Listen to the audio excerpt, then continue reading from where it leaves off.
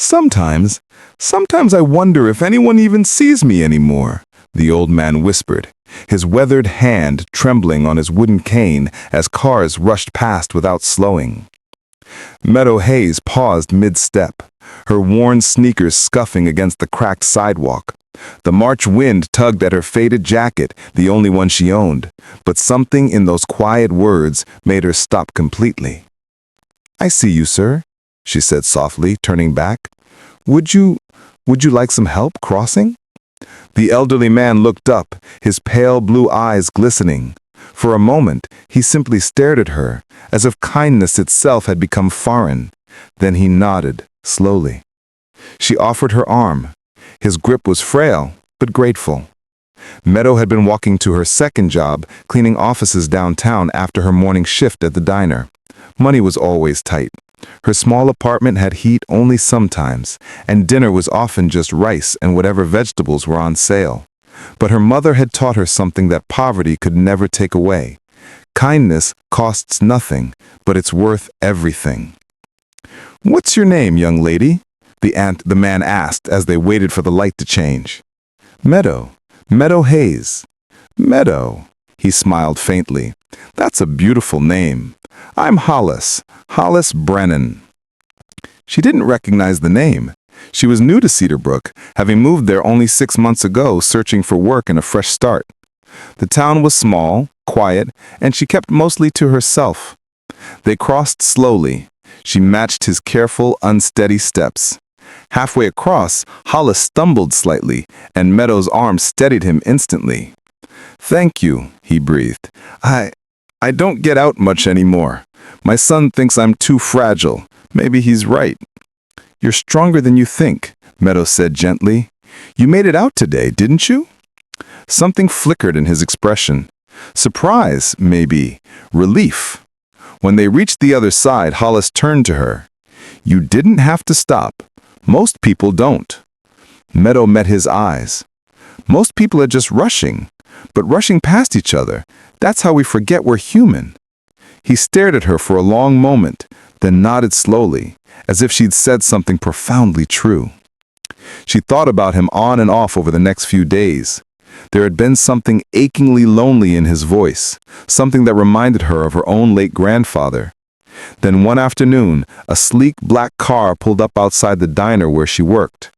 A tall man in an expensive coat stepped out, sharp-featured, confident, maybe in his early 30s. He walked straight to her. "Are you Meadow Hayes?" She blinked, startled. "Yes, can I help you?" "I'm Garrett Brennan.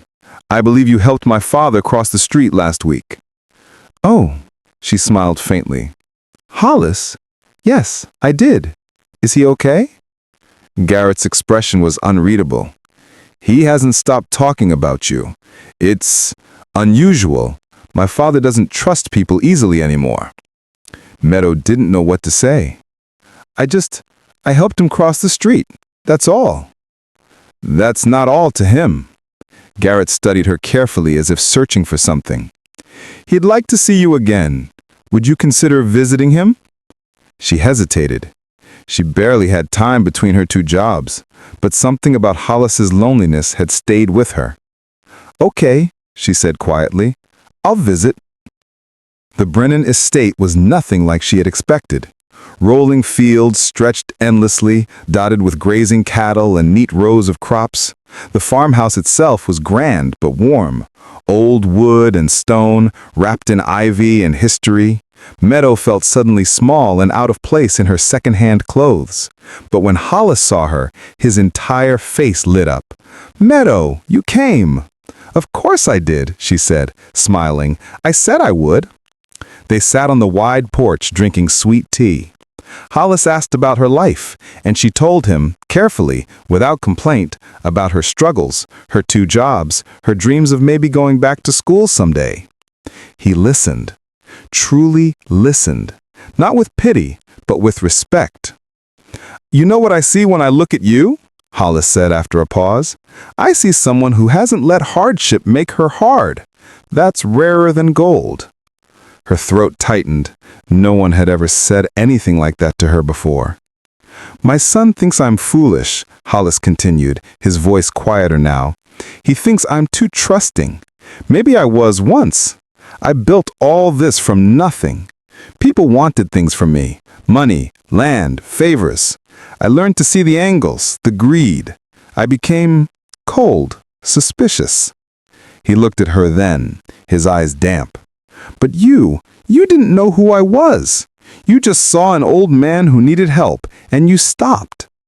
Meadow reached over and gently squeezed his hand. Anyone would have. No. His voice cracked. No, they wouldn't have. And that's what breaks my heart. Over the following weeks, Meadow visited regularly.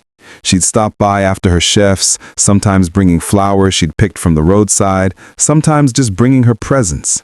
They talked about everything: his late wife, his estranged relationship with Garrett, her own losses and hopes. He listened, truly listened, not with pity, but with respect. One evening, Garrett approached her as she was leaving. "I owe you an apology," he said quietly. I thought you might be after something. Money, inheritance. I've seen it before." Meadow looked at him, surprised. "I didn't even know your father had money until I came here." "I know that now. I've spent so many years protecting him from people who wanted to use him that I forgot. Some people are just good." "Your father's not fragile," Meadow said gently. "He's just lonely. There's a difference." Garrett's expression softened. For the first time, he looked truly vulnerable. "I've been so focused on protecting him that I stopped actually being with him." "It's not too late," she said. But then, one morning, Meadow received a call. Hollis had collapsed. He was in the hospital. She rushed there, her heart pounding. Garrett was in the waiting room, his face pale and drawn. "He's stable," Garrett said hoarsely. "But the doctors say his heart is weak. He doesn't have much time." Meadow's breath caught. She sat beside Garrett, and for a long moment, neither of them spoke. "I wasted so much time," Garrett whispered, his voice breaking. "I was so busy managing his empire that I forgot to just sit with him, like you did." "Then don't waste what's left," Meadow said softly. "He doesn't need your guilt. He just needs you." Garrett looked at her, tears streaming down his face. Then he nodded. Hollis woke a few hours later.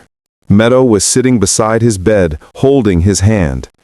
Garrett stood nearby, his usual confidence stripped away. "Meadow?" Hollis's voice was faint but warm. "You're here." "Always," she whispered.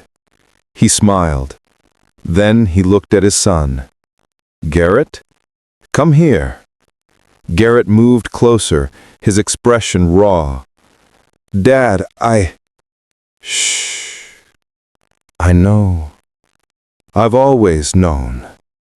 Father and son held each other's gaze, and years of distance quietly began to heal. Hollis turned back to Meadow.